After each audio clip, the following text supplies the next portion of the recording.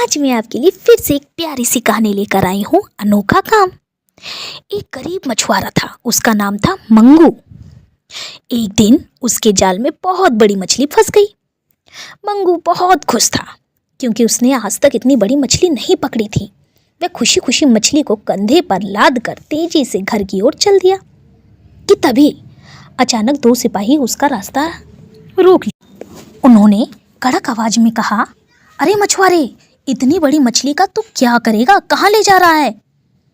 यह तो शाही बावर्ची खाने में होना चाहिए।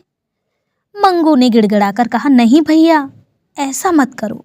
मैं अपनी पत्नी को यह उपहार में देना चाहता हूँ ताकि वह मेरे दोनों छोटे छोटे बच्चों को और हम दोनों को बहुत बढ़िया भोजन बनाकर दे सके। लेकिन सिपाहियों ने उसकी एक ना सुनी। वो मंगू को मछली सहित पकड़ के राजा के पास ले गए। फिर क्या था, मछली महल में पहुंचकर उन्होंने राजा से कहा, महाराज, इस दुष्ट मछुआरे ने शाही रसोई के लिए अपनी मछली नहीं दे रहा था। इतनी बड़ी मछली ये अपने घर के लिए, अपनी पत्नी के लिए ले जा रहा था। मंगू घबरा गया और तेजी से महाराज के सामने गिड़गिड़ाने लगा, क्षमा करें महाराज, क्षमा करें। राजा तो निर्दयी था, उसने कहा, नहीं, मैं तुम्हें क्षमा नहीं कर सकता। लेकिन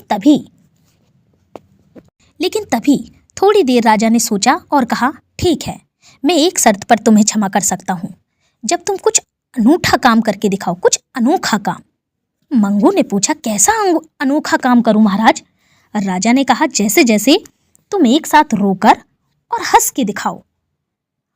अगर तुमने मेरा यह एक अनोखा काम कर दिया तो ठीक है। अब राजा की बात को कौन टाल सकता था। जाओ, मैं तुम्हें एक दिन का समय देता हूं, कल आना, यह अनोखा काम जरूर करके दिखाना। सभी दरबारी मन ही मन खूब हंस रहे थे। भला कोई इंसान एक साथ रो भी सकता है और हंस भी सकता है, ऐसे कैसे कर सकता है? अब मंगू बड़ा उदास था और बड़ा परेशान था। मंगू अपने घर पहुंचा। अपनी पत्नी से उसने सारी बातें बता दी। पत्नी ने पूछा, आज तुम बहुत उदास हो? मंगू ने कहा, हाँ, मैं तुम्हें यह आज सारी घटना सुनाता हूँ। उसकी पत्नी बहुत बुद्धिमान थी। ने कहा, तुम चिंता मत करो, राजा ने एक अनोखा काम तुम्हें सौंपा है कि हंसना भी है और रोना भी है। यह तो बहुत आसान काम है। उसने मंगू को एक उपाय बता दिया। अगले दिन मंगू महल में जा पहुंचा।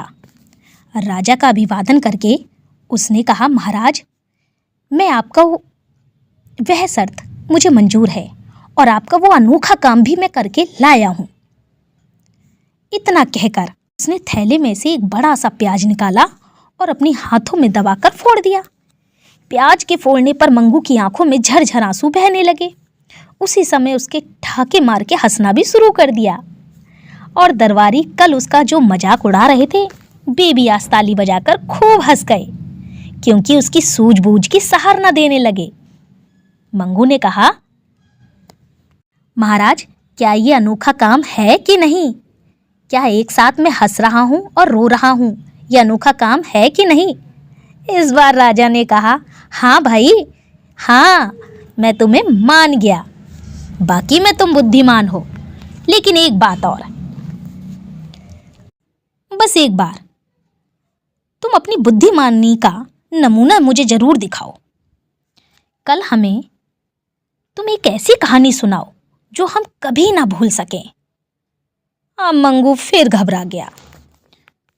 मंगू ने घर जाकर अपनी पत्नी को राजा के नए सवाल के बारे में बता दिया। अब पत्नी ने फिर कहानी खूब हंसी। पत्नी ने उसे एक कहानी बता दी। अगले दिन मंगू राज दरबार में हाजिर हो गया और बोला, महाराज, जरा सुनिए, मैं एक ऐसी कहानी लाया हूं जो आप कभी नहीं भूल सकते। राजा बोला, ठीक है मंगू, जरा सुनाओ। मंगू ने कहा, एक अमीर आदमी था। मंगू ने कहा, सुनिए महाराज, एक अमीर आदमी था। उसके पास 10,000 सोने की मोहरें और 10,000 चांदी की मोहरें थी और कई हजार तांबे के सिक्के थे।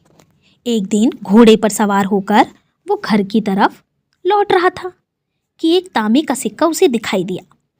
घर पहुंचते ही उसने अपने कई सेवकों को वह सिक्का ढूंढने के लिए भेज दिया, क्योंकि उसका चांदी का सिक्का और एक सोने का सिक्का दोनों ही गिर गए।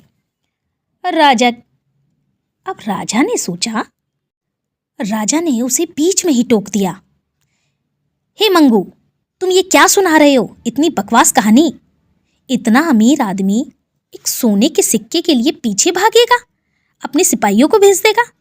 मंगू ने कहा, हाँ महाराज, हाँ, वैसे ही जैसे आप शाही रसोई के लिए गरीब की मछली के पीछे भाग रहे थे। मैं तो एक गरीब मछुआरा हूं। मेरी एक छोटी सी, मैंने बहुत बड़ी मछली पकड़ी थी, लेकिन आप वैसे ही दौड़ पड़े। राजा शर्म से झुक गया। उसने कहा, शाबाश मंगू, शाबाश, तुम बाकी में बुद्धिमान हो। लो, मैं तुम्हें मछली की पूरी कीमत देता हूँ। 100 सोने की मोहरें थैली भर के इनाम में राजा ने उसको दे दी। मंगू खुशी खुशी घर लौट गया। तो समझे बच्चों, बुद्धिमान व्यक्ति श्रेष्ठ होता है। हमेशा संसार में ऐसा कोई काम नहीं जिसका समाधान ना हो सके। अगर मेरी कहानी अच्छी लगे तो प्लीज़ सब्सक्राइब करना।